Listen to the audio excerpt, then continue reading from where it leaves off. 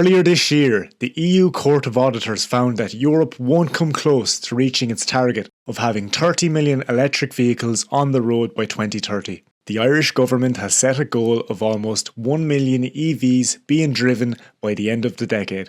But the first half of 2024 has seen a significant drop-off in EV sales in Ireland. And if this trend continues, we will be nowhere near meeting our targets. In this video, we'll look at the current picture in Ireland and across Europe and the factors that are affecting EV sales. But first, please like and subscribe if you haven't already.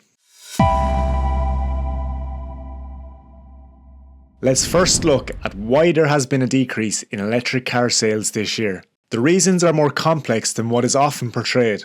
While we can't ignore prices, the impact of the pandemic and grant reductions, these issues don't tell the whole story. One overlooked factor that is contributing to the situation is supply. There was a 37% reduction in deliveries to Ireland for the first 4 months of the year for Volkswagen Group, which includes Audi, Seat, Porsche and Skoda.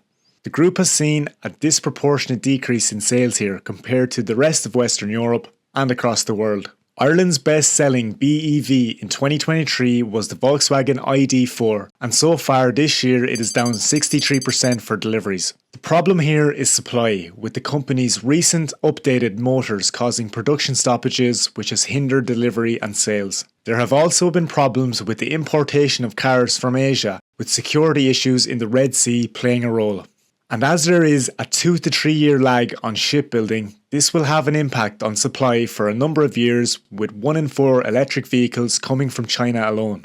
But speaking of China, the country is also offering a glimmer of hope after the country surpassed 50% of new car sales being plug-in and fully electric for this year. This goes against the narrative that people don't want electric vehicles and shows that with the right strategy, people will make the switch to EVs. However, supply issues aren't the only cause of the decrease in sales. Following the pandemic, there was a significant increase in EV sales, but 2023 is when they really took off in Ireland. There was a whopping 45% increase in EV registrations in 2023 compared to 2022, but this increase won't be replicated this year. In July 2023, the EV grant was reduced from €5,000 to €3,500 to allow for more investment in public charging infrastructure. This caused a spike in sales as motorists rushed to avail of the higher grant value before it was reduced, with battery electric vehicles accounting for 18% of the market share last year. But with range anxiety remaining an issue for some motorists, improved charging infrastructure will increase sales in the long run.